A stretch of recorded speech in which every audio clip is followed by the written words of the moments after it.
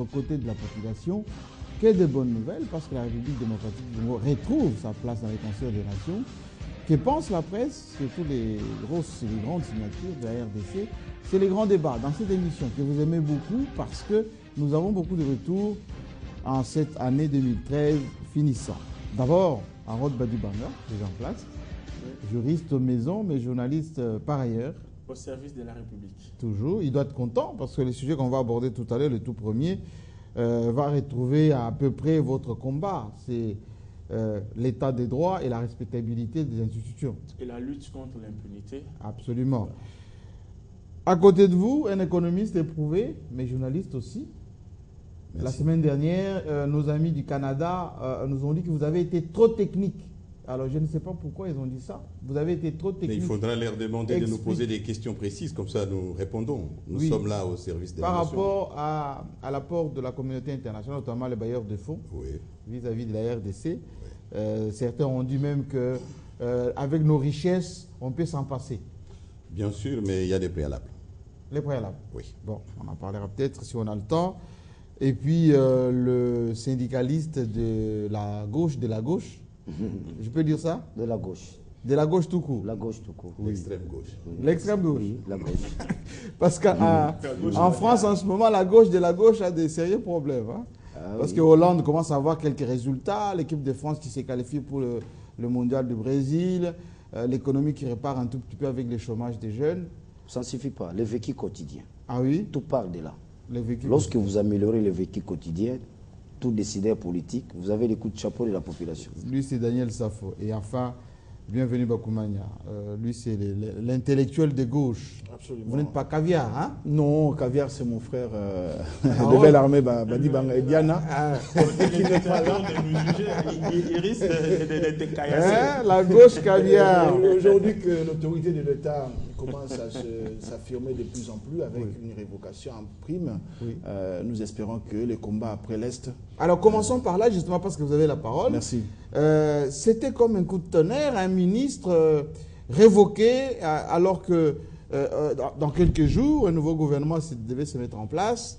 D'abord, comment vous avez vécu ça? Parce qu'on a toujours dit, oui, Joseph Kabila prend ses décisions avec beaucoup de lenteur, il attend beaucoup. Il prenait son avion pour Kisangani et derrière lui, l'ordonnance tombe. Oui, c'était une nouvelle qui a mis du baume dans mon cœur.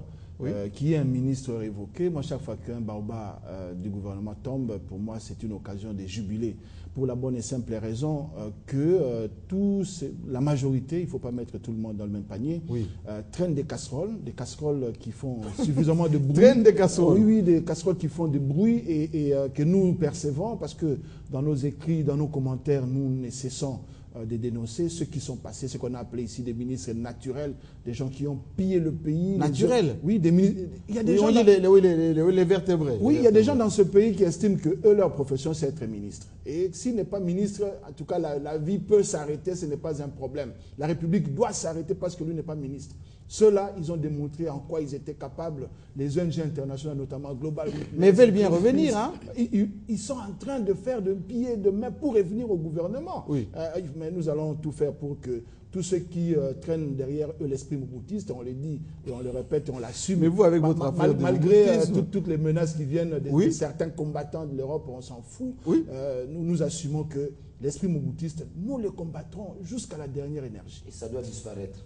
Oh, mais bon, le mouboutisme reste quand même, on va dire, pas le mouboutisme au sens idéologie du terme, mais Mobutu en tant qu'homme. Non, au sens du système, en tant que système. En tant que système. Alors, Daniel Safou, un ministre, Chelo, pour ne pas le citer, de l'enseignement supérieur universitaire, certains ont dit non, c'est parce qu'il a signé des documents alors qu'il y avait la circulaire du Premier ministre. Nous, on en avait parlé ici dans cette émission, de certains ministres, ou même dans des entreprises, ont fait des mises en place sans tenir compte de la circulaire. Est-ce qu'il s'est entêté ou il y a d'autres raisons qu'on n'ose pas dire sans tomber dans la diffamation, hein? Non, je ne tombe pas dans la diffamation. Il y a des raisons là-dessus. Il y a des arguments, s'il faut le dire. Oui. Le premier argument, c'est l'erreur de Kabila et de Matata. Évidemment, ils ont commis des erreurs, les deux? Les chefs d'État et le Premier ministre. Les deux chefs du gouvernement, il faut les rappeler. L'exécutif. Kabila est chef du gouvernement aussi. Oui. Et les deux chefs du gouvernement, n'est-ce pas, n'ont pas permis à ces ministres d'évoluer. d'évoluer parce qu'au lendemain, n'est-ce pas, du discours du chef de l'État au Congrès, oui, juste pour clôturer, n'est-ce pas, les assises et concertations, je me demande si le Premier ministre connaît bien l'agenda du chef de l'État ou s'il gère aussi l'agenda du chef de l'État.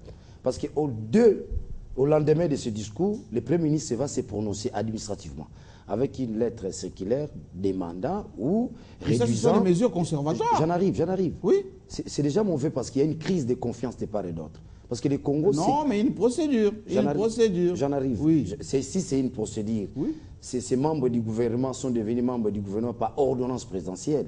Vous comprenez que s'il faut... Mais ils sont membres du gouvernement, s'il faut restreindre leur pouvoir en tant qu'attribution dans leur exercice du pouvoir, je crois que... Mais est-ce que vous avez lu la circulaire?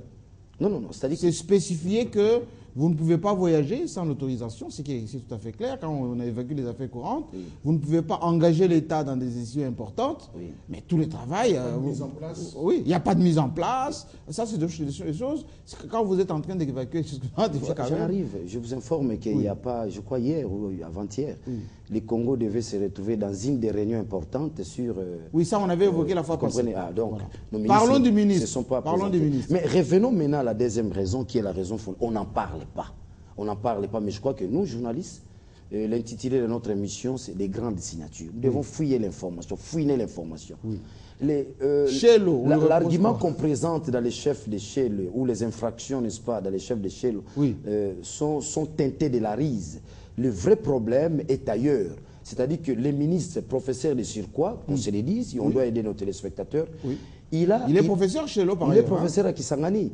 Il est passé d'une éthique morale teintée de la violence vis-à-vis de son premier ministre, qu'on se le dise. C'est-à-dire que le ministre Chelo, au-delà de tout ce qu'on peut lui reprocher, il a failli, n'est-ce pas, porter sa main sur Matata. On se le dise. À ce niveau, qu'on se le dise. Ministre de son État, le professeur aussi de son État. En fait, le vrai problème se situe à ce niveau-là. Nous devons aller à la profondeur. Donc, maîtrise de soi Non, il n'a pas la maîtrise de soi.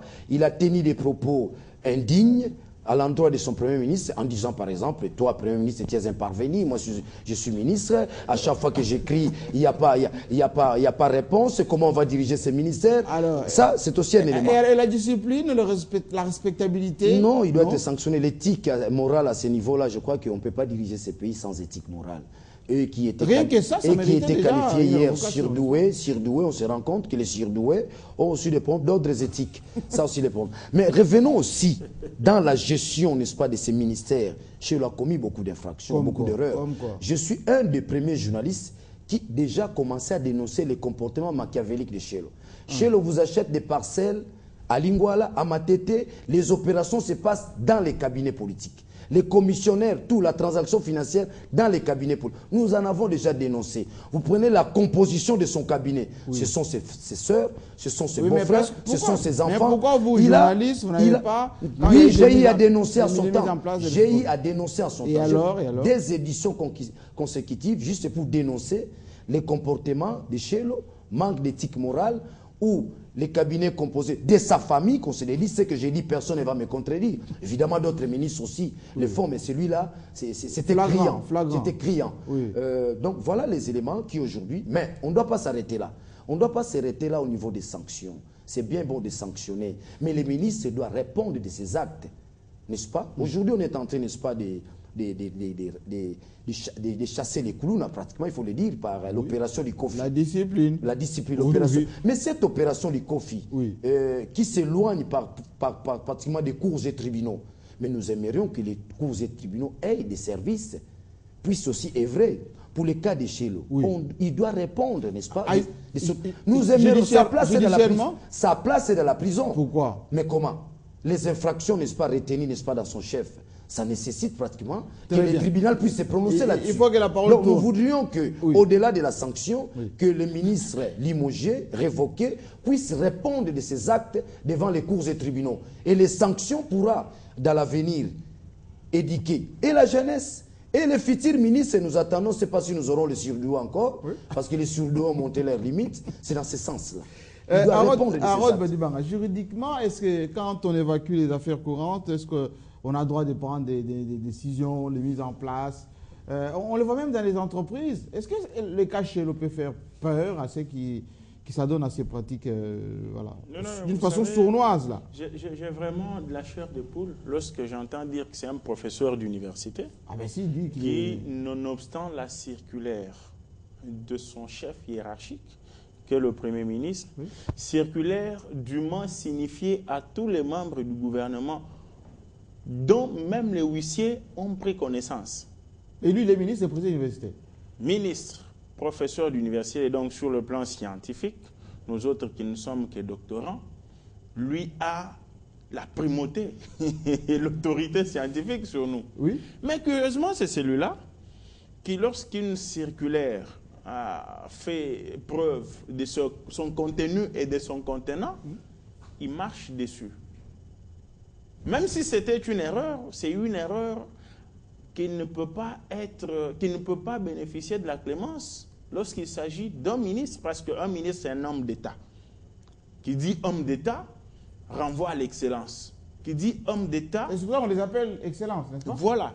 Qui dit homme d'État, renvoie à celui qu'un poète a appelé celui qui éclaire le peuple, qui, en des jours impies, prépare des jours meilleurs. C'est celui-là un homme d'État.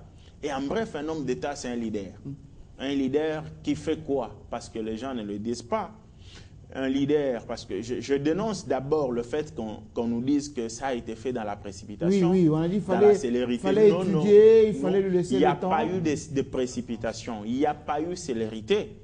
Il y a eu plutôt information du concerné, des faits lui reprocher à travers ce qu'on appelle administrativement des demandes d'explication.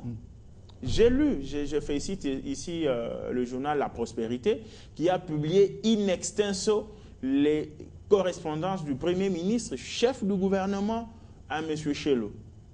Primo. Ministre de son État. Primo, il s'agissait, on n'en parle pas trop, il s'agissait du détournement. Ah, il a détourné? Oui. Je prends le journal La Prospérité à témoin.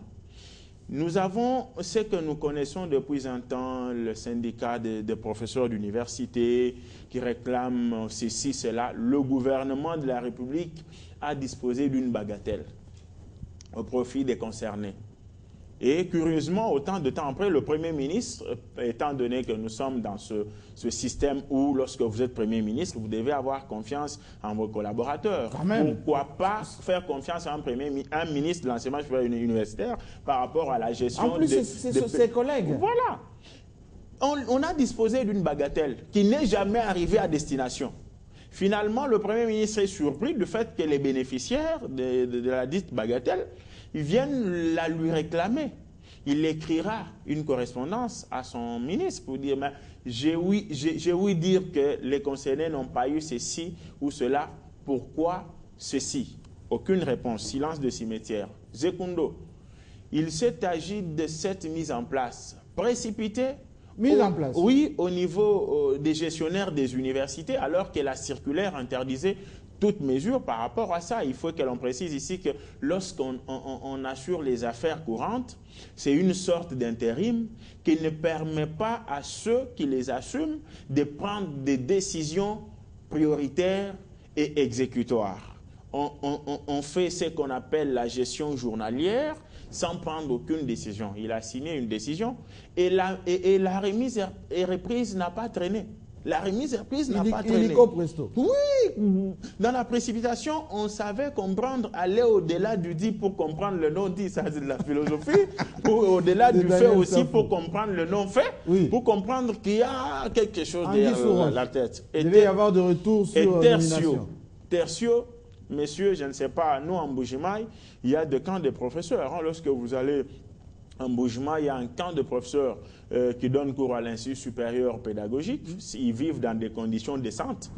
Et il n'y a que ça à vanter à ce niveau. Mais je ne sais pas trop s'il n'y en a pas dans la province orientale. Et même s'il n'y en a pas, cela n'est pas un mobile, étant donné qu'en droit pénal, nous disons que le mobile ne peut pas être pris en compte. Vous ne pouvez pas justifier votre vol parce que vous aviez faim.